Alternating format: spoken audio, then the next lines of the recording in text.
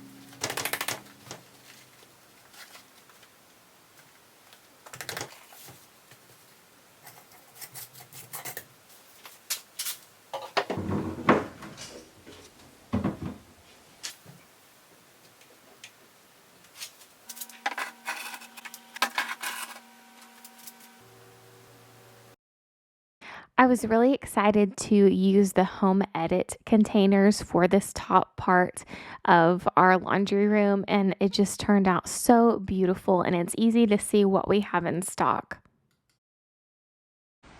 I already had some decoration pieces that I had bought, but I wanted to add some more by making my own on my Cricut. So I had a lot of fun searching images and creating my own custom designs that way.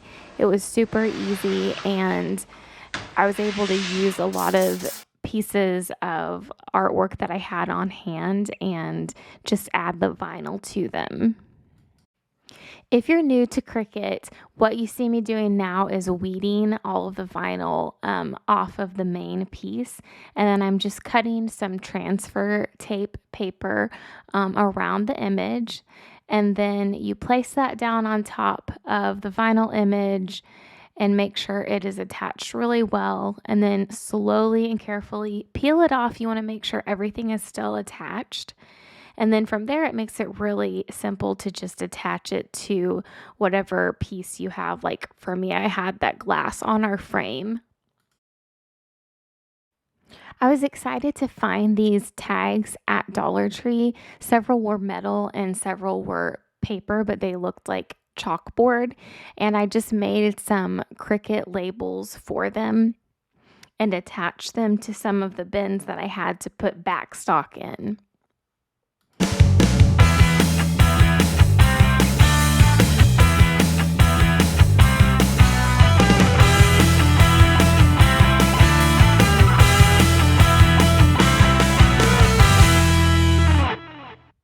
I found these aroma boosters at Dollar Tree for literally $1.25, and they're about the same size as other standard brands, and it's way cheaper and a really great find. They're not always at every Dollar Tree, so when I do find them, I stock up on them.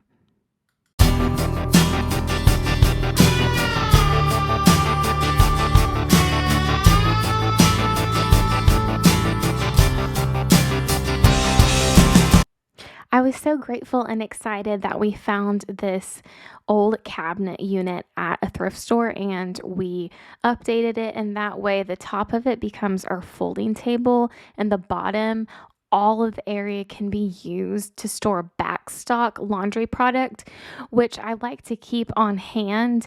And then if there's ever a sale or I'm couponing and they have laundry stuff for a good price, I can just get a ton of it, and I have space now to put all of it.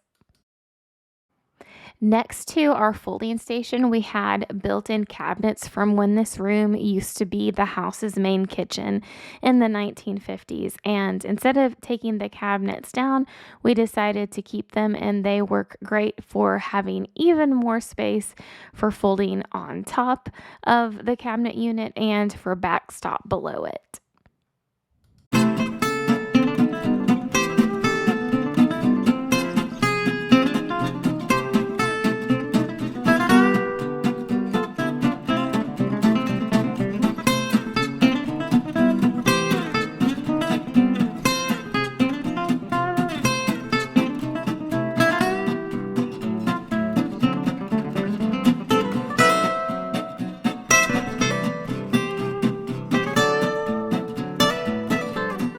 I was really excited to find this steamer on Amazon. It was only $10 and it fit the color scheme aesthetic that I was going for in the laundry room, along with this fabric shaver that gets all those little dots off of clothing.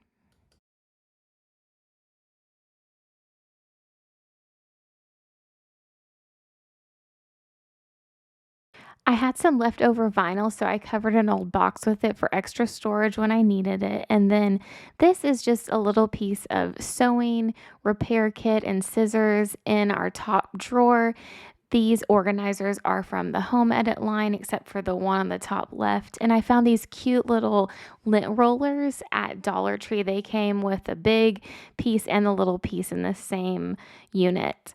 And then those are all the attachment pieces for our steamers and fabric shavers. And then in this basket, I'm putting a bunch of our bags for specialty items like lingerie or just delicates. And I'm putting that in the bottom drawer.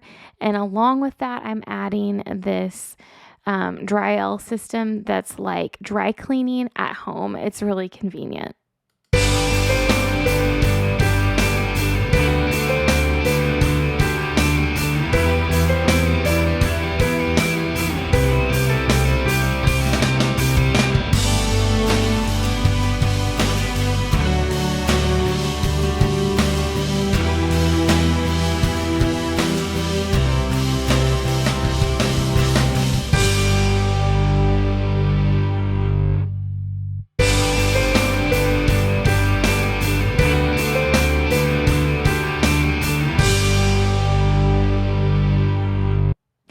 glad I added some decor pieces to the laundry room. I tried to do my best to just use what I had on hand and make little pieces with my Cricut, and that just gave it that extra cozy touch.